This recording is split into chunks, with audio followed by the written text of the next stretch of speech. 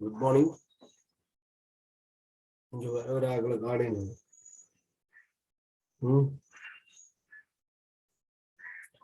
நேற்று ஒரு பேப்பர் ஒன்று போட்டிருந்தான்.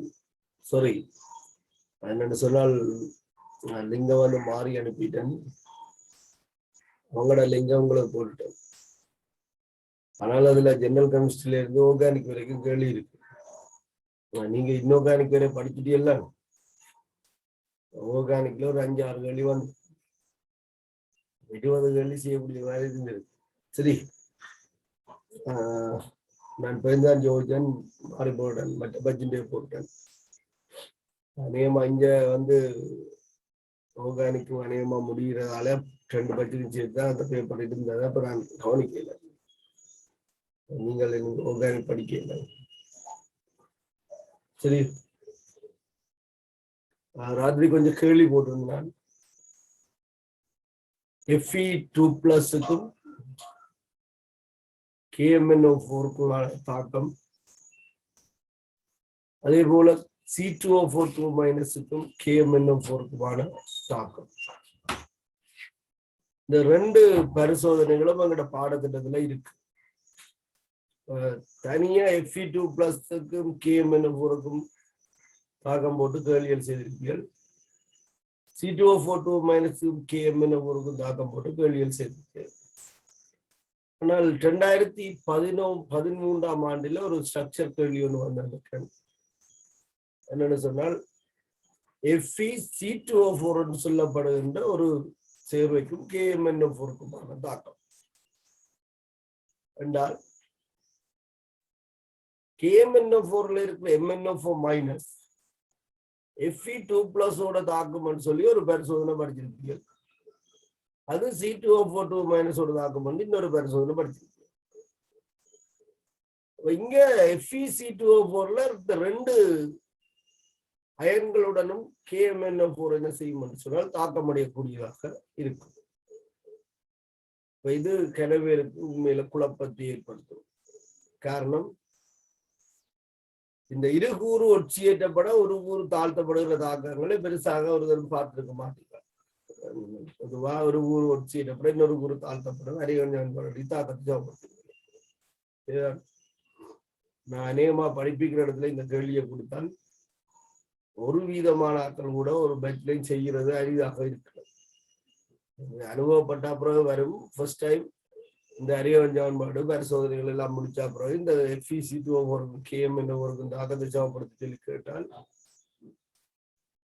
அவர்கள் ஒன்றில் Fe2+க்கு தாக்கம் எழுதுவார்கள் அல்லது C2O4 தாக்கம் எழுதுவார்கள். ஆனால் 2 கூறு ஒட்சியேற்றப்படும் என்பதால பீசமானம் வந்து மாறும். நீங்க Fe2+க்கும் KMnO4க்குமான தாக்கத்துல பீசமானம் பார்த்தீங்கன்னு சொன்னால் KMnO4 ஒன்றும் Fe2+க்கு 5 வந்தது தாக்கம் எழுதி இருப்பீங்க போன பரிசோதனை. அதே போல C2O4-க்கும் KMnO4க்கும் தாக்கம் எழுதுங்க. KMnO4ல 2ம் C2O4-ல 5 இருக்கு. FeC2O4க்கும் KMnO4க்கும் பீசமானம் அப்படி இருக்கிறீங்க. சரியா? அந்த கதையை அடிப்படையாக கொஞ்சம் கேள்வி போட்டிருந்தான். நீங்கள் கேள்விகளை பாருங்க. நான் சாம்பிளுக்கு ஒரு சில கேள்விகளை மட்டும் செய்திருக்கோம். எல்லா கேள்வியும் நான் செய்யல. அது தாக்கத்தை சமப்படுத்துறதோட சம்பந்தப்பட்டிருக்கிறதால அந்த ஒட்சியேற்ற தாக்கத்தோட அந்த 2 கூறு ஒட்சியேற்றப்படும் ஒரு கூறு தாழ்த்தப்பட தாக்கத்தை பற்றி கேட்கிறோம். அடுத்து நாங்கள் விங்லர்ஸ் முறையில் %% பார்ப்போம். சரி, அதில் பாருங்க, இருக்கிற கேள்விகள் பாருங்க. எம்சிக்கு கேள்வி ஒன்று,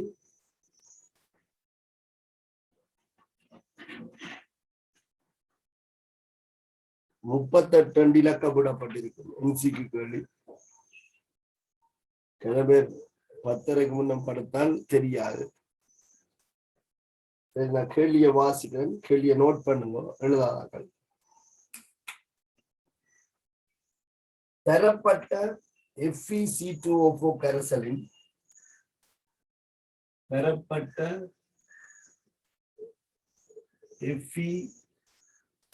FeC2O4 கரைசலின்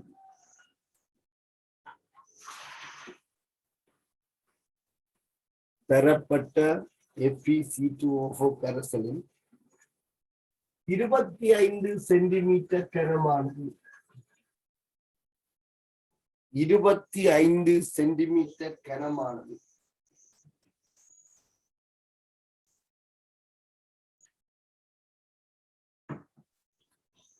சைபர் தசம் 5 மூல் டெசிமீட்டர் -3 0.05 மூல் டெசிமீட்டர் -3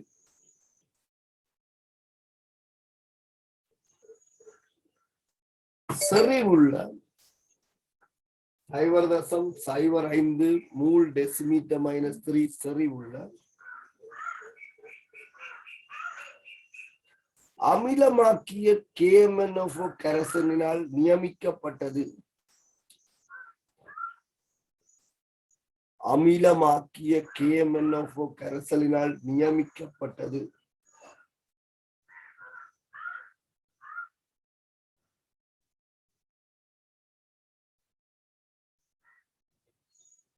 நியமிப்பிற்கு தேவைப்பட்ட KMnO4 கனவளவு நியமிப்பிற்கு தேவைப்பட்ட KMnO4 கனவளவு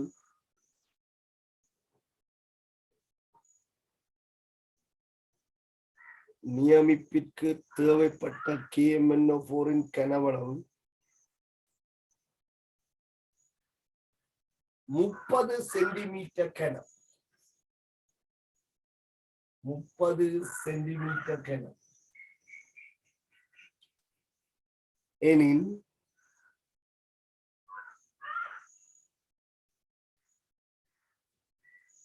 FeC2O4 கரைசலின் செறிவு யாது? FeC2O4 கரைசலின் செறிவு யாது என்று கேட்டு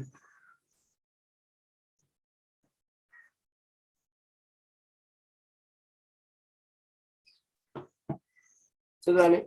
ஒரு கவனிச்சு கொள்ளுங்க. இந்த நியமிப்பு குடுவைக்குள்ள FeC2O4 இருக்கு, அளவில KMnO4 இருக்கு,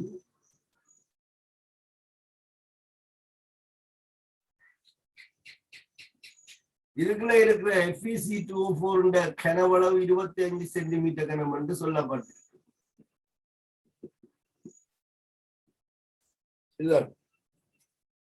நியமிப்பு குடுவைக்குள்ள 25 சென்டிமீட்டர் கனம் FeC2O4 இருக்கு. அது எவ்வளவு தெரியாது. KMnO4 ஆல நாங்கள் நியமிக்கிறோம். இங்க நாங்கள் ப்ரொசீஜர் படி இங்கதான் H2SO4 H3PO4 சேர்ப்போம். அமிலமாக்கி என்று பொதுவா சொல்லி அப்ப FeC2O4க்கு முதல்ல நீங்க என்ன செய்ய வேணும் என்று சொன்னால் அயனாக்கம் எழுதவும். FeC2O4க்கு முதல்ல அயனாக்கம் எழுதினால் இது Fe2+ ஆகவும் C2O4 ஆகவும் அயனாக்கம் அடையும். Fe2+ ஆகவும் C2O4 ஆகவும் அயனாக்கம் அடையும். அதே நேரத்தில் KMnO4க்கும் நீங்கள் அயனாக்கம் எழுதினால் K+ ஆகவும் MnO4- ஆகவும் அயனாக்கம் அடையும். இதுல நீங்கள் யார் யாரோட தாக்கு பண்ற வாய்ப்பை பார்க்க வேண்டும். அதனாலதான் இந்த கேள்வி கனவேருக்கு பிழைக்கிறது. உங்களுக்கு தெரியும் K+ என்பது S தொகுப்பை சேர்ந்த ஒரு கற்றேன். இதுக்கு ரசாயன தாக்கம் நிகழ்த்தப்பட வேண்டுமாக இருந்தால் அது மின்வகுப்பு முறையால மாத்திரம்தான் சாத்தியப்படும். நீர்க்கரைசல்ல சாதாரணமாக ரசாயன தாக்கத்து K+ உட்படாது. K+ தாழ்த்தவும் இயலாது, இதுக்கு மேலே ஒட்சியேற்றவும் இயலாது. தாழ்த்த வேணும் என்றால் மின்வகுப்பு முறையால தான் தாழ்த்த வேணும். ஆகவே K+ இந்த FeC2O4 இருந்து வந்த Fe2+ ஓடையோ H2O4 ஓடையோ தாக்காது. இது கரைசல்ல அயனாகவே இருக்கும். வளமையா நீங்கள் எடுத்தது Na2C2O4. அப்ப அங்க இருந்து Na+ அல்லது K2C2O4 தான் K+ தான் வரும். அதுக்கும் அதே கதை தானே. அது மெஸ்தோபு உலோக கட்டின அதைக்கும் தாக்கம் இல்லை. அப்ப நீங்கள் நிகர தாக்கம் பார்த்த இதுக்கும் இதுக்கும். ஆனால் இங்க இந்த MnO4 மைனஸ் இந்த Fe2 பிளஸ் Fe3 ஆக ஒட்சியேற்ற அதே நேரம் கரைசலுக்குள்ள இருக்கிற C2O4 மைனஸ் CO2 ஆக ஒட்சியேற்றும். அவ இரண்டு கூறு ஒட்சியேற்றப்பட ஒரு கூறு தாழ்த்தப்படும். அவை இரண்டுக்கும் நீங்கள் அறிய வேண்டிய ஒரு மடல் அது சமப்படுத்திட்டீங்கன்னா அந்த பிரச்சனை வராது. Fe2+க்கும் KMnO4க்குமான தாக்கத்துல Fe3+ ஒட்சியேற்றப்படும். Fe3+ ஆக ஒட்சியேற்றப்படும். இது நீங்க தனியா படிச்சிருக்கிறீங்க. Fe2+க்கும் MnO4- தாக்கம். Fe2+ Fe3+ ஆக ஒட்சியேற்றப்பட்டால் ஒட்சியேற்ற மாறுபடுகிற மூலகம் Fe சமன் செய்யப்பட்டிருக்கு. நீர் இல்ல, ஒட்சன் போட தேவை, ஒட்சன் இல்ல நீர் போட தேவையில்லை. ஐதரசன் இல்ல H+ போட தேவையில்லை. ஏற்றம் கட்டாயம் போட வேண்டி வரும். இங்க 2+, இங்க 3+, ஆகவே விளைவில் ஒரு இலத்திரன் செய்தால் விளைவிலே 2+ வரும். இங்க Fe2+ மட்டும் ஒட்சியேற்றப்படையில இந்த C2O4 மைனஸும் MnO4- ஆல ஒட்சியேற்றப்படக்கூடியது. ஆகவே அதற்கும் நீங்கள் ஒட்சியேற்ற தாக்கம் அல்லவும். C2O4 அப்ப C2O4 ஒட்சியேற்றப்பட்டால் CO2 முதல்ல ஒட்சியேற்ற மாறுபடுகிற மூலகத்தை நான் கண்டு சமப்படுத்த வேணும்னு சொல்லியிருக்கேன். இங்க காபல் தான் ஒட்சியேற்ற மாறும். இங்க ஒரு காபல், இங்க 2 காபல். ஆகவே இதை சமப்படுத்தப்படும். ரூல்ஸை சரியான முறையில நீங்க ஃபாலோ பண்ணினால் இந்த அறியவன் செயல்பாடு உங்களுக்கு குழப்பாது. ஒட்சியேற்ற மாறுபடுகிற மூலகத்தை இனங்கண்டு சமன் செய்தால் இப்ப ஒட்சிதன் சமப்பட்டு இங்கே 4 அங்கே 4 இதை சமப்படுத்தலைன்னா ஒட்சன் சமப்படாது. நீர் எல்லாம் போட்டு குழம்பு விஷயம். ஒட்சன் சமப்பட்டு நம்ம நீர் போட தேவையில்லை. ஐதரசன் சமப்பட்டு இல்ல H+ போட தேவையில்லை. இங்க 2 மைனஸ் அங்க 0. அப்ப உங்களுக்கு இதுல 2 இலத்திரன் போடணும். அப்ப சில பேருக்கு வளமையாவே குழப்பம் வரும். என்னண்டு அங்க இலத்திரன் இங்க இலத்திரன். சிலது இதை 3 பெருக்கு எல்லாம் யோசிக்கும். இதை பெருக்கி இலத்திரனை கேன்சல் பண்ணிருக்கீங்க. 2 ஒட்சியேற்ற நடக்குது. அப்ப இங்க 2 கூறுகள் ஒட்சியேற்றப்படுது. 2 கூறுகள் ஒட்சியேற்றப்படுது. அப்ப ஒட்சியேற்றத்திற்குரிய தாக்கத்தை நீங்க கருதுறீங்க என்றால் Fe2+ம் C2O4 ஒரு Fe2+ம் ஒரு C2O4 நாங்கள் FeC2O4 ஆகவே எழுதி கொள்ளலாம். இதுல இருந்து ஒரு Fe3+ம் 2 CO2வும் 3 இலத்திரனும் விடுவிக்கப்படும். இதுதான் ஒட்சியேற்றத்துக்குரிய தாக்கம்.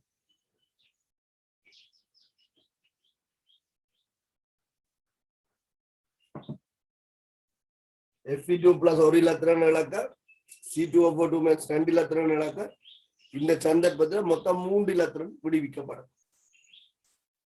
அடுத்து நீங்க MnO4- தான் எழுத போறீங்களா? அது உங்களுக்கு பிரச்சனை இல்லாத ஒன்று. இது யாரா இருந்தாலும் இதுஇந்த அறிவு சமன்பாடு மாறாது. அமில ஊடகத்தில் MnO4- Mn2+ ஆக தாழ்த்தப்படும். ஒட்சியேற்ற மாறுபட மூலகம் Mn. ஒட்சியனுக்கு 4 இருக்காக இதுல 4 நீர் போடும். 8 ஐதரசனுக்காக இங்க 8 H+ போடும். இங்க 2+, இங்க 7+. இப்ப இதுல 5 இலத்திரன் போடும். இந்த MnO4- இந்த 2 பேரையும் ஒட்சியேற்ற அடிப்படையில நீங்கள் தாக்கத்தை சமப்படுத்த இழக்கிற இலத்திரன் எண்ணிக்கையும் ஏற்கிற இலத்திரன் எண்ணிக்கையும் சமனாக கூடியவாறு தாக்கிகள் எப்போதும் ஒரு விகித சமத்தில் இணைஞ்சு கொள்ளும். இதை நீங்கள் 3ஆலையும் இது 5ஆலையும் பெருக்கினால்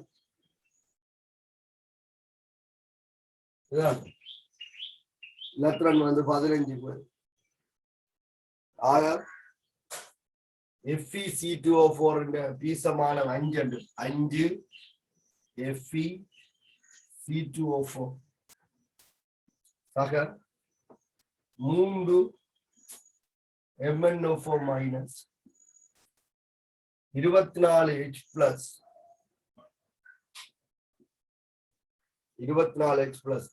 இந்த 15 இலத்திரனும் இந்த 15 இலத்திரனும் இல்லாமல் போகும். அப்ப தாக்கிட்ட பக்கத்துல மொத்தமாக வரப்போறது 5 FeC2O4 3 MnO4 minus 24 H plus விளைவிட 5 Fe3 plus 5 Fe3 plus 10 CO2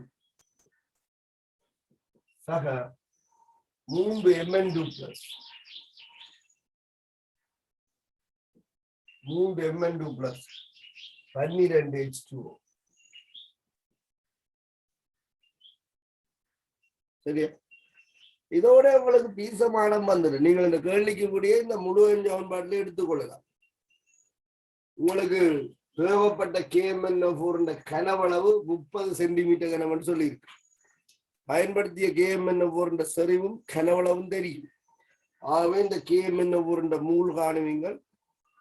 பீசமான விகிதம் பாருங்க, இப்ப 3க்கு 5 வருது. நீங்க இதுவரைக்கும் உங்களுக்கு Fe2 பிளஸ் கழுதைக்கு 1க்கு 5, C2O4 மைனஸ் கழுதைக்கு 2க்கு 5. தாக்கம் சரியான முறையில விளங்கி கொள்ளப்பட வரும். இதுல 2 கூறு ஒட்சியேற்றப்படும். அடிக்கடி இப்ப கேள்வி வருது. 2020ஆம் ஆண்டு எஸ்ஏ கேள்வியில கூட 2 கூறு ஒட்சியேற்றப்பட 1 கூறு தாழ்த்தப்படுறது மாதிரி தான் கேள்வி போடப்பட்டிருக்கு. சரியா? அப்ப இது மூல் சரிவுதர கனவளவுன்னு சொல்லி கணிக்கலாம். 3ஆல பிரிச்சு 5ஆல பிரிக்கிறீங்கன்னா FeC2O4 மூல் காட்டலாம். இந்த FeC2O4 இருக்கிற கனவளவு 25 சென்டிமீட்டர் கனம். மூலும் கனவளவு தெரிஞ்சால் சரிவு ஆகும்.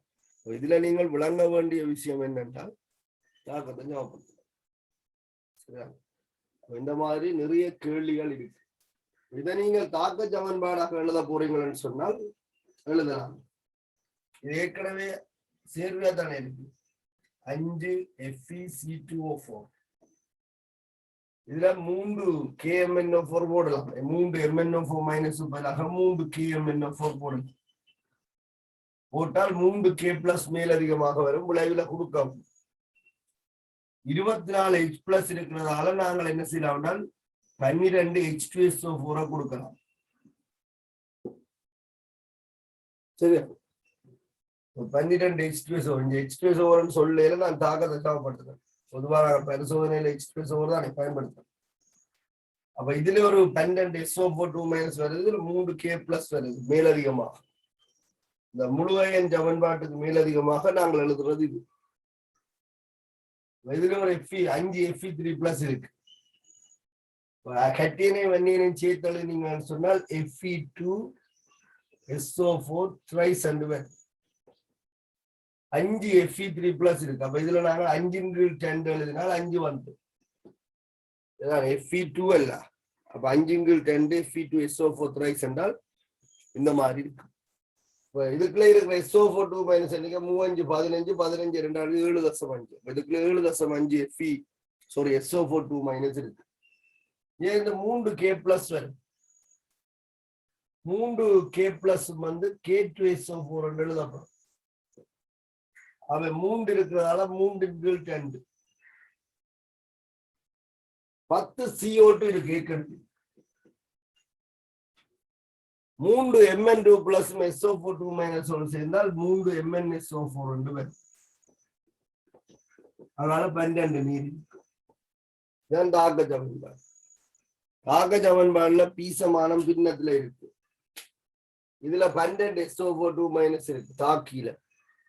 இதுல 7.5, இதுல 1.5. அப்ப 8 9 இருக்கு. இதுல 3 12. ஒட்சனை சமப்படுத்தி பாத்தீங்கன்னா சமப்பட்ட சரி ஒன்று விலகிக் கொள்ளது. பீசமானம் பின்னத்துல இருக்கக்கூடாது. ஆகவே இந்த ஒட்டுமொத்த சமன்பாட்டையும் 2ஆல பெருக்கிறோம்னு சொன்னால் 10 FeC2O4 6 KMnO4 என்ன இருந்தாலும் FeC2O4 KMnO4 பீசமானம் 10க்கு 6 5க்கு 3 விகிதம் வந்து மாறாது. ஆகவே இந்த வரியில வச்சு நீங்க இந்த கேள்வியை அணுகலாம். சரிதானே? அப்ப எழுதி கொள்ளுங்க. என்னென்றால் அடிக்கடி இந்த 2 கூறு ஒட்சியேற்றப்படுறதாக்கம் வருது. இதே மாதிரி நிறைய கேள்வி இருக்கு. FeC2O4 இருக்கிற மாதிரி 2 கூறு ஒட்சியேற்றப்படுற 1 கூறு தாழ்த்தப்படுறதாக்கங்கள் நிறைய இருக்கு.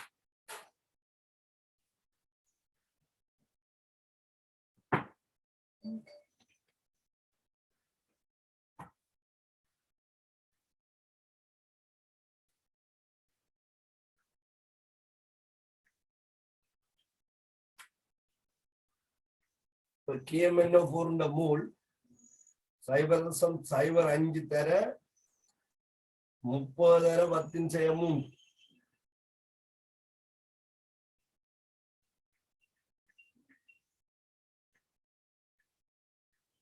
இது 1.5 தர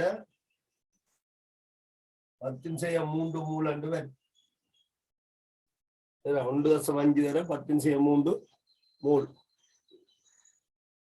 ஈசமான விகிதத்தை குறிப்பிட்டால் 3:5 என்றால் FeC2O4 மூல் காணலாம். FeC2O4 மூல் இதை 3ஆல பிரிச்சு 5ஆல பிரிக்கிறீங்க என்றால் சரி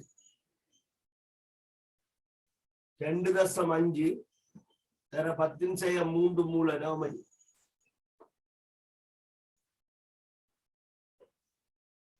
இப்ப கேட்டது FeC2O4 செறிவு.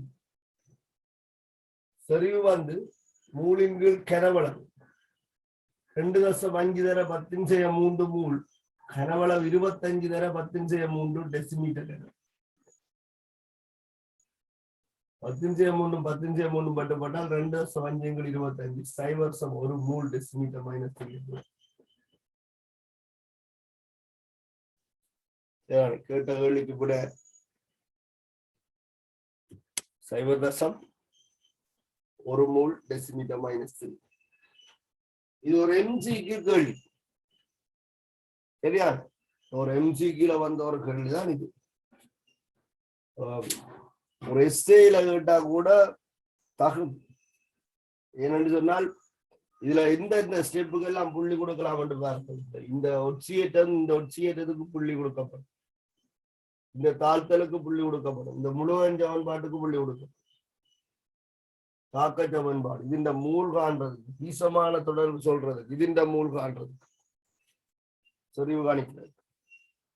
ஒரு 25 புள்ளிக்கு மேலே எஸ்ஏல கொடுக்கக்கூடிய ஒரு கேள்விதான். எஸ்ஏல 20 புள்ளி எடுத்தா தானே ஒரு மார்க்ஸ் வரும். அப்ப MCQல போடுறதுல என்ன பிள்ளை இருக்கு? சரி, MCQ கொண்டாலே சின்ன கேள்விதான் இருக்கும். இனி நீங்களும் கூட நேரத்தை மிச்சம் பிடிக்கிறதுக்கு அனுபவம் இருந்தால் நேரடியாக பீசமானதே யோசிக்கலாம். ஒன்றுமே எழுத தேவையில்லை. MnO4 மைனஸ் இந்த 3ஆல பிரிச்சு 5ஆல பிரிக்கினா வந்துடும். ஆனா தாக்கம் விளங்கி வச்சிருக்கோம் மேற்கு.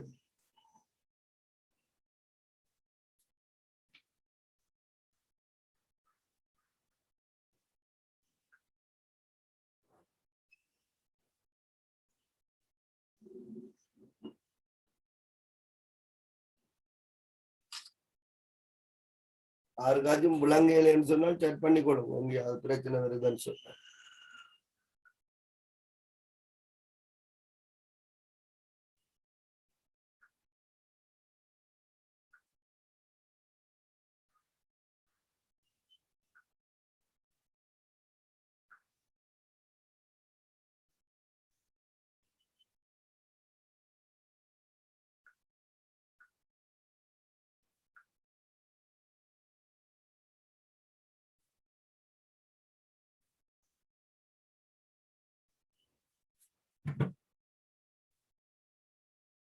சரி, இதே ஒத்த தாக்கங்கள் நிறைய இருக்கு. தாக்கம் எல்லாம் நீங்கள் அறிவஞ்சல் எழுதி பாருங்க. 2 கூறு ஒட்சியேற்றப்படுற, 1 கூறு தாழ்த்தப்படுற தாக்கம்.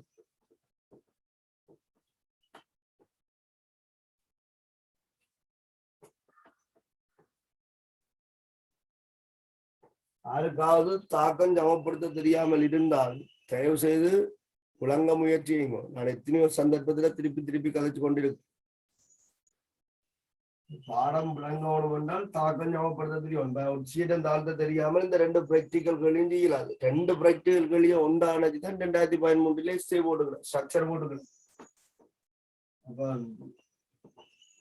தாக்கத்தை சரியான முறையில விளங்கி கொள்ளப்படும். ஒரு MCQ கேள்வியில இவ்வளவு விஷயங்கள் இருக்கு. சரி, நீங்கள் இதே மாதிரியான கேள்விகள் கொஞ்சம் தள்ளலாம், சமப்படுத்தி பார்ப்போம். நான் சமப்படுத்த மாட்டேன், சமப்படுத்தி எனக்கு போட்டு கொடுப்போம். ஒன்று FeSO3.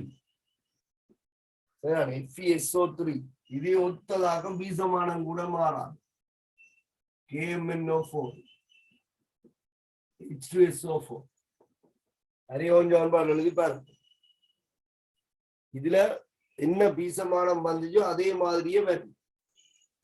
ஆறு எங்க ஒட்சியிடப்படும் பார்த்தா சரி. இரண்டாவது FeI2 KMnO4 H2SO4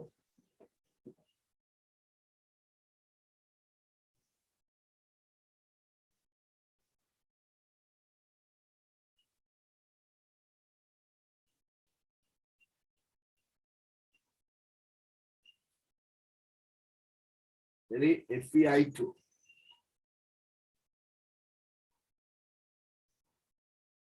மூன்றாவது Cu2S Cu பிளஸ்ல இருக்கு. Cu2S KMnO4 H2SO ஒரே பயன்படுத்திக்கணும்.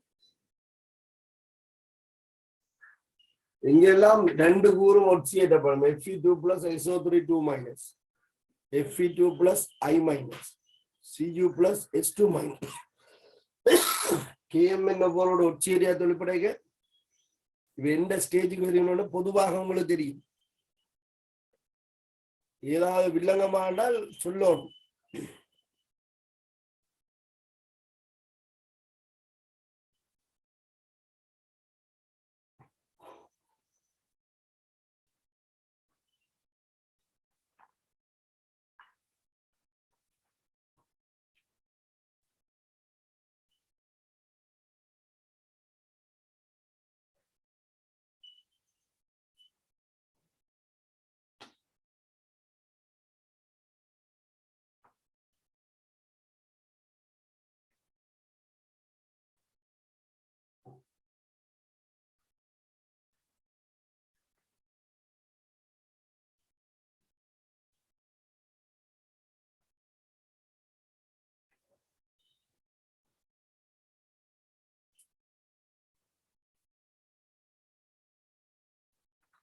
நீங்க ஆறுதலா செய்த கொடுங்க போடுவோம்.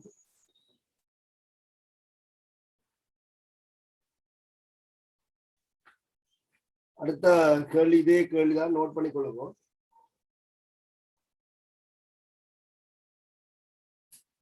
50 சென்டிமீட்டர் கனம் 50 சென்டிமீட்டர் கனம்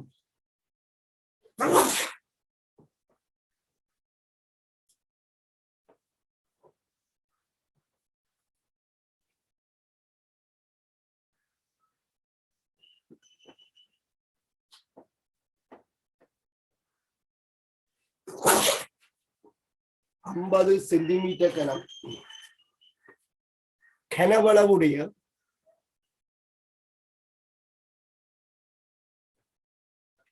50 சென்டிமீட்டர் கனம் கனவளவுடைய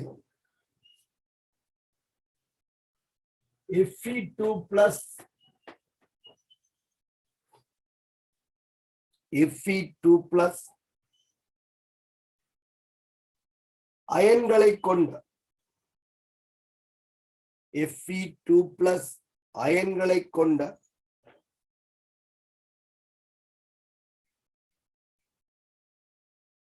ஒரு கரைசல் மாதிரியானது Fe2 plus அயன்களை கொண்ட ஒரு கரைசல் மாதிரியானது 0.02 மூல் டெசிமீட்டர் -3 0.02 மூல் டெசிமீட்டர் -3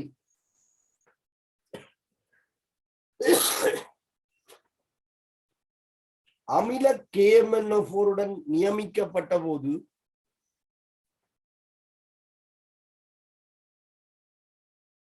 அமில KMnO4 உடன் நியமிக்கப்பட்ட போது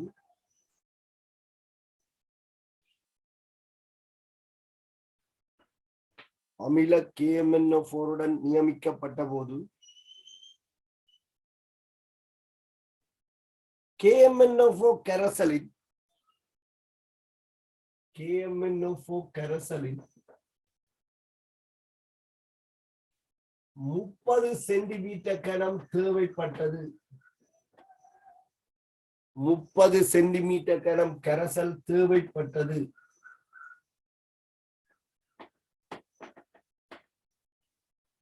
முப்பது சென்டிமீட்டர் கனம் கரைசல் தேவைப்பட்டது.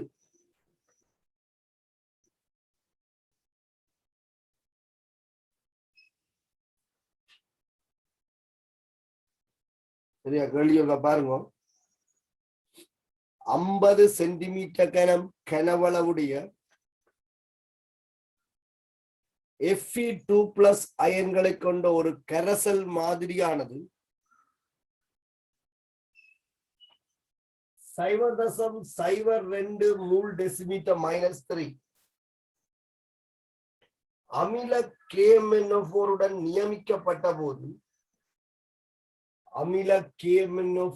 நியமிக்கப்பட்ட போது KMnO4 கரைசலின் 30 சென்டிமீட்டர் கனம் தேவைப்பட்டது. KMnO4 கரைசலின் 30 சென்டிமீட்டர் கனம் தேவைப்பட்டது.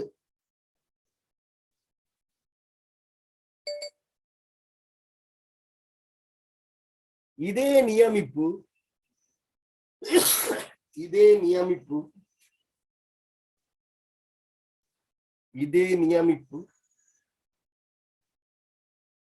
அமில KMnO4 கரைசலுக்கு பதிலாக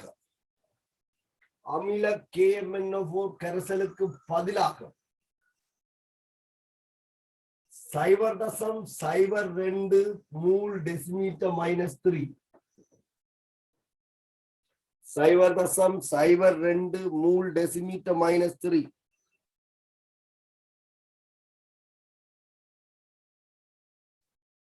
0.02 மூல் டெசிமீட்டர் -3 அமில K2Cr2O7 பயன்படுத்தப்பட்டிருப்பின்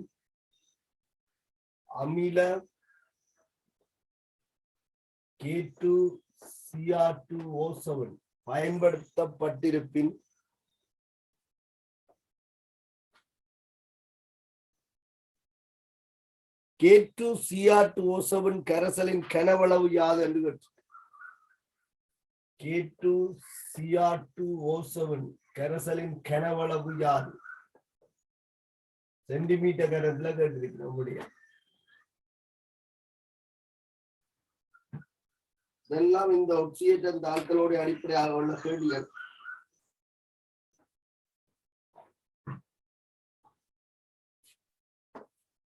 இந்த கேள்விகளுக்கு விட வரணும் என்றால் அறிவஞ்சன்பாடு எழுதியோ அல்லது பீசமானத்தை நீங்க என்ன செய்யணும், கண்டுபிடிக்க வேணும்.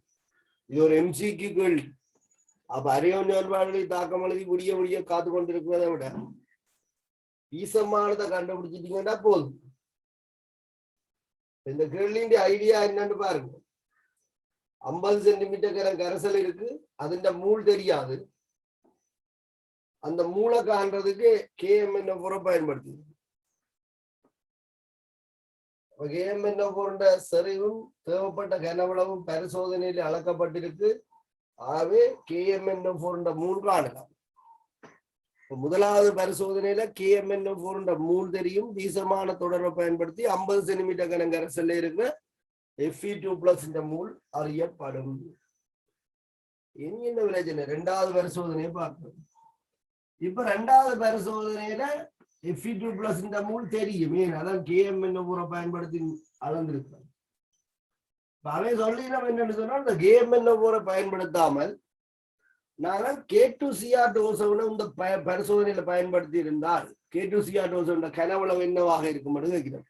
இரண்டாவது பரிசோதனையில எங்களுக்கு Fe2+ மூல் தெரியும். KMnO4 பயன்படுத்தி அறிஞ்சிட்டோம். தெரியும். இரண்டாவது பரிசோதனையில KMnO4 மூல் எங்களுக்கு தெரியும். சாரி, Fe2+ மூல் தெரியும். அப்ப ரிவர்ஸ்ல போனா சரிதான்.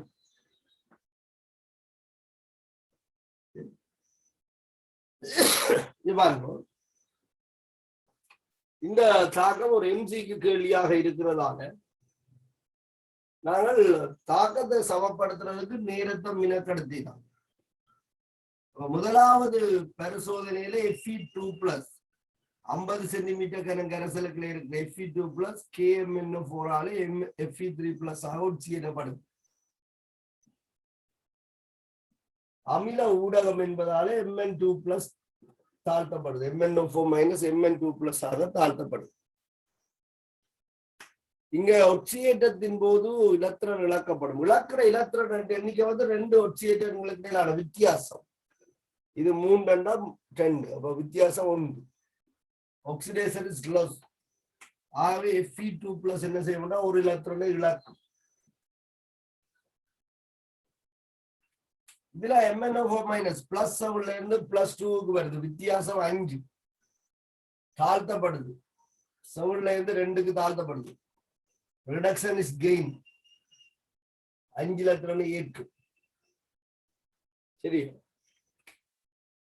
அப்ப ஒட்சியேற்ற தாழ்த்தல் தாக்கத்துல ஏற்ற இழக்கிற இலத்திரன் எண்ணிக்கை எப்போதும் என்னவா இருக்கும்? சமனாக இருக்கக்கூடிய மாதிரி தாக்கிகள் சேரும். இவரை நாங்கள் 1 ஆளையும் இவரை 5 ஆளையும் பிரிக்கணும். சரி, அப்ப உங்களுக்கு இப்ப Fe2+ இந்த பீசமான 5, அப்ப இதை 5 ஆள இருக்கு Fe3+.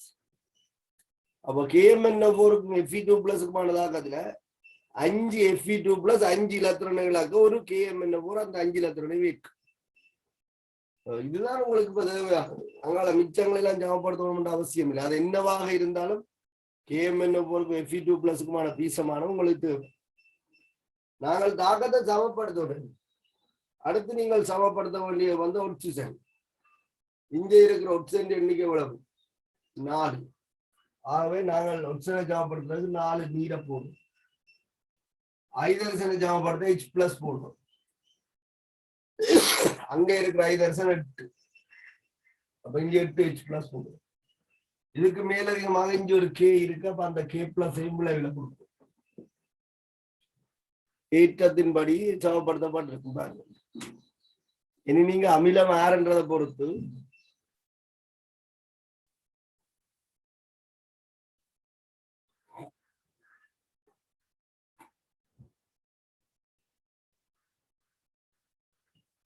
அதுக்கேற்ற மாதிரி கண்ணீரை கொடுத்து கேட்டீனையும் போடலாம்.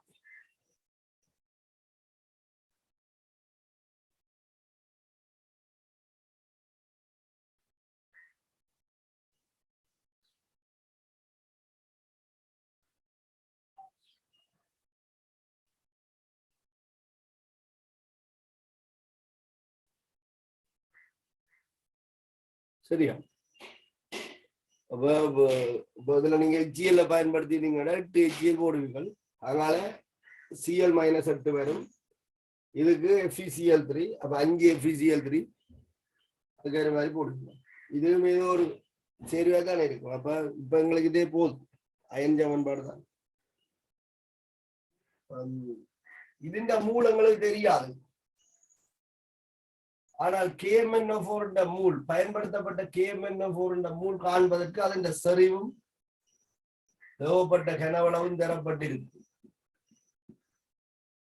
இதுல இருந்து நாங்கள் என்ன ஆகலாம்? 5 மடங்கு Fe2+ இந்த மூல் என்று சொல்லலாம். 0.02 இதுல 30, அப்ப 0.2 0.2 3 பெருக்கினீங்கன்னு சொன்னா 0.6. KMnO4 மூல் 0.6 தர 10⁻³ மூல். ஈசமான 1:5. ஆகவே Fe2+ இந்த மூல் இந்த 6 மடங்கு. 5 மடங்கு. உங்களுக்கு 3 தர 10⁻³ மூல் என்று.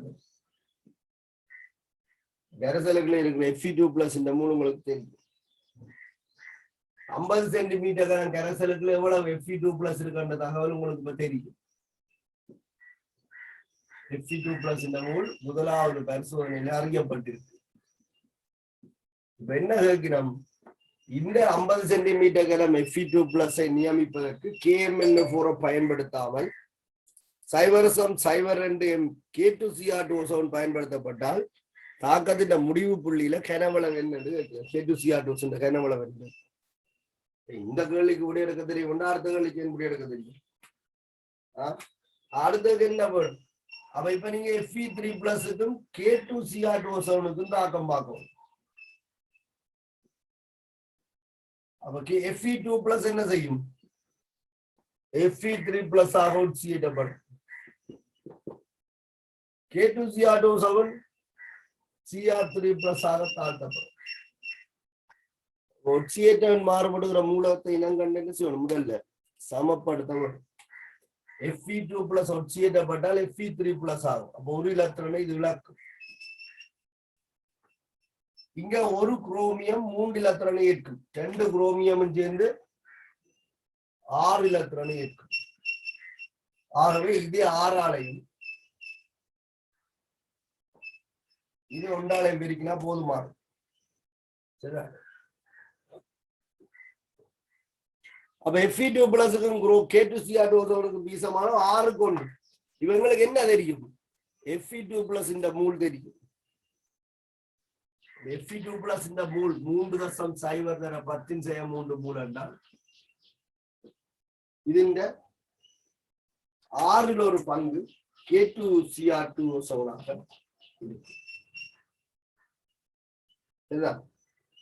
உங்களுக்கு 0.5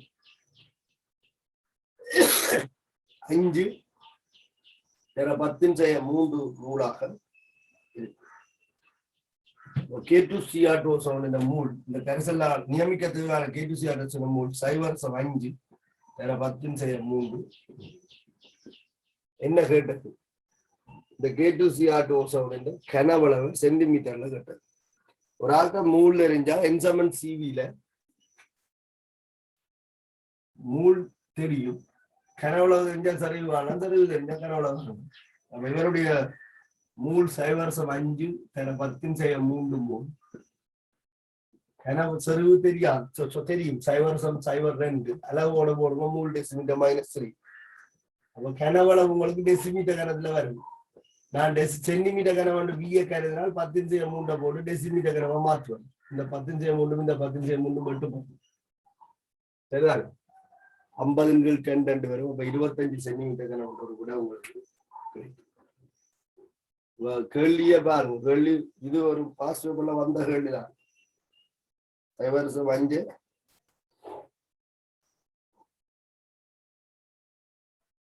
25 வரும்.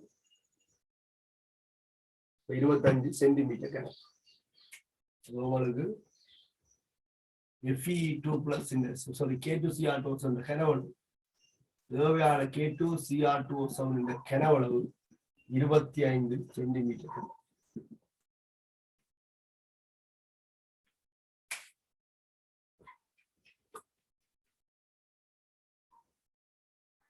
இந்த பரிசோதனை 2ஓடு இது நீங்க உண்மையில நான் கல்குலேஷன் முடிச்சுடுவேன். இவ்வளவு விஷயமும் கல்குலேஷன்ல முடிச்சுடுவேன். உங்களுக்கு நான் கல்குலேஷன் படிப்பிக்காதால இந்த இடத்துல திருப்பி நான் இதை பற்றி கதைச்சு கொண்டு இருக்கேன். சரியா? நான் அந்த டியூட்ல நீங்க பார்த்துருப்பீங்க. இந்த கேள்விகள் எல்லாம் இருக்கு.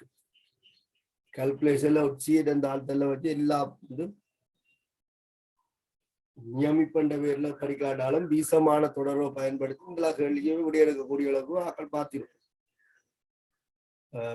அங்க உங்களுக்கு தாக்கம் எழுதின டவுட்டுகள் மறந்திருந்தால் நீங்கள் இந்த இடத்துல இதுதான் நீங்கள் கடைசியா பார்க்குற இடம். அங்காலையெல்லாம் இப்படி மணர் தாக்கங்கள் வராது. எளிமையான தாக்கங்கள்லாம் இனி நாங்கள் படிக்க போறோம். இன்ஆர்கானிக் முடிஞ்சால் அங்காலயங்களுக்கு எளிமையான தாக்கங்களா இருக்கும். கேள்வியின் அடிப்படையா அங்கால மாறி அங்க இப்படி தாக்கம் பெருசா ஜமப்படுத்துற அப்படி எல்லாம் இருக்காது. இது கல்குலேஷன்ல ஜமப்படுத்த வேண்டிய தாக்கங்கள். இன்ஆர்கானிக்கோட இந்த தாக்கங்கள் சமப்படுத்துறது முடிஞ்சிருக்கு. ஆர்கானிக் 100 விதங்கள்ல இருந்து வித்தியாசமானது. അതിന്റെ டைப்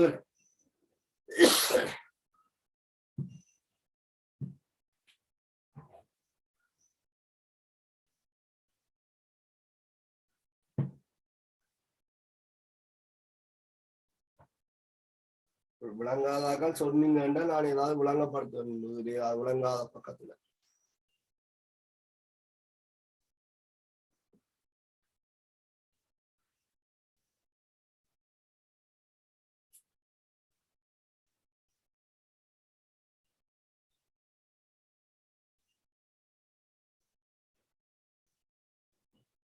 நிறைய கேள்விகள்கிட்ட ஸ்கில் இருக்கு.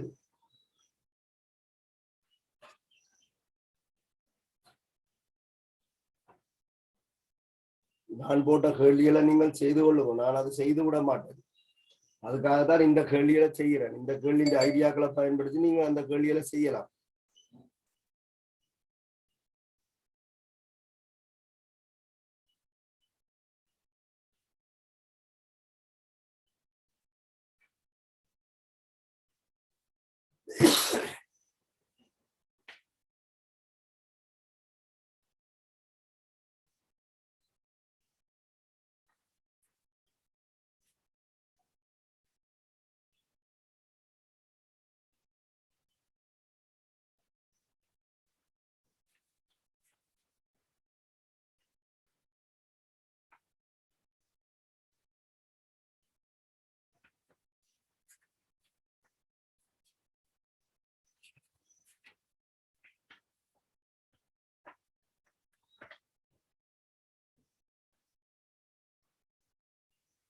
இதே ஒத்த கேள்விதான் உங்களுக்கு நான் அந்த டியூட்ல ஸ்ட்ரக்சர்ல இருக்கு. 2வது ஸ்ட்ரக்சர்ல சி பார்ட். நான் ராத்திரியும் அந்த கேள்வி எடுத்து போட்டிருந்தேன். அதுல உதய கேள்வி தான் ரீமேக் பண்ணப்பட்டிருக்கு. 50 சென்டிமீட்டருக்கான Fe2+ கரைசல் முதல்ல K2Cr2 நியமிக்கப்படுது. அப்ப முதல் இந்த தாக்கத்துக்கு இது மாதிரி இருக்கும். இந்த தாக்கத்தால K2Cr2 செறிவும் கனவளவும் தந்தால் Fe2+ இந்த மூல் காணலாம். இந்த Fe2+ இந்த மூல் தெரியும். ரிவர்ஸ்ல KMnO4 மூலை கண்டு KMnO4 செறிவை கேட்டுது.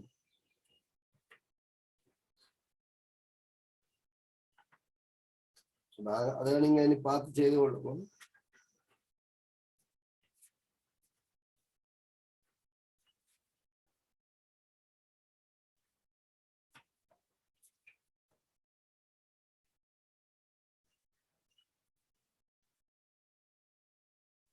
அதே மாதிரி எஸ்ஏல 4வது கேள்வியும் போட்டிருப்பேன். FeC2O4 ஆனது அமில ஊடகத்துக்கு KMnO4 தாக்கம் அடைகிறது. மேற்படி தாக்கத்தில் ஒட்சியேற்றத்துக்கான அறியவன் சமன்பாடு எழுதுக, தாழ்த்தலுக்கான அறியவன் சமன்பாடு எழுதுக. FeC2O4 KMnO4 தாக்கத்தின் வீசமானத்தை பயன்படுத்தி 7.2 கிராம் FeC2O4 அமில ஊடகத்தில் முற்றா தாக்க தேவையான 0.2 m KMnO4 கரைசல் கனவளவு காண சொல்லி கேட்டு. இது என்ன? இது MGக்கு கேள்விதான் இந்த எஸ்ஏ போட்டிருக்கு. Fe2O4க்கும் KMnO4க்கும் வீசமானம் தெரியும் 5க்கு 3. 7.2 கிராம் Fe2O4 Fe2O4 மூல் காணலாம். അതിന്റെ மூளை பயன்படுத்தி KMnO4 மூல் காணலாம். வீசமான தொடர்புகள் KMnO4 செறிவு தந்திருக்கு. கனவளவு கேட்டு செய்து பாருங்க, செய்து போடுங்க.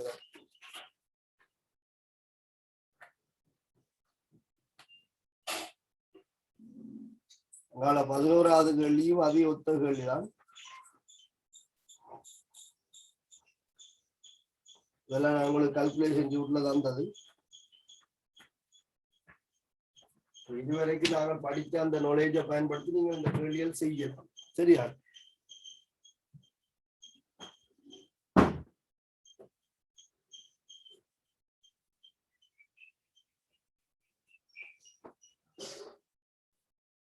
இன்னொரு பரிசோதனை அது இண்டஸ்ட்ரியல்ல இருக்கு. நான் இதுக்குள்ள படிப்பிக்கிறேன்.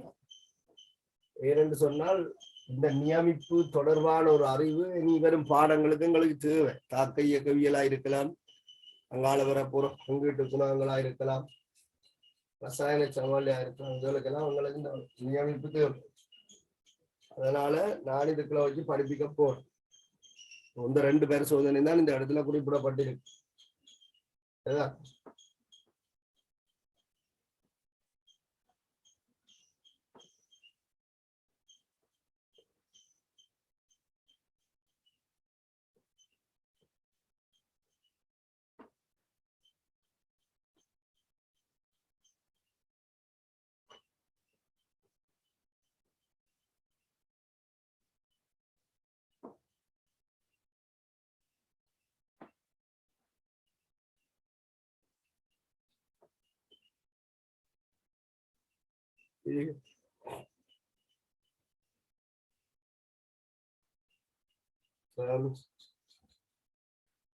அடுத்து நீங்கள் பார்க்க வேண்டிய பரிசோதனையில சில தாழ்த்தேற்ற தாக்கங்கள் எழுத வேண்டி வரும்.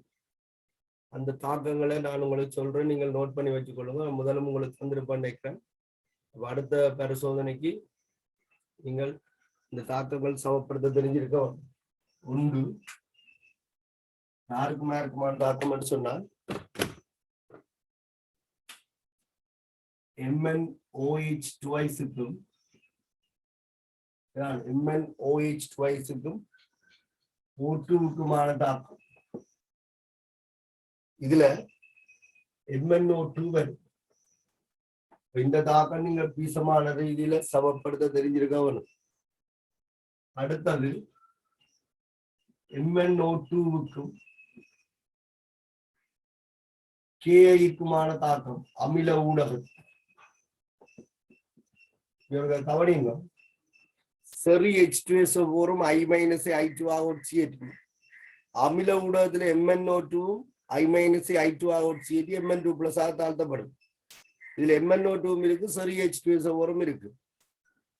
அப்ப தலை இருக்க வால் ஆடக்கூடாதுன்னு சொல்லுவாங்க.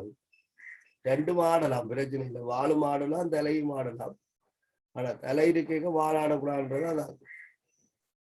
I- சரி H2SO4-ம் I2 ஆக MnO2-ம் I2 ஆக யார் தலையாண்டுதான் பிரச்சனை. இந்த வால் ஆடையில அது தலை இருக்கு.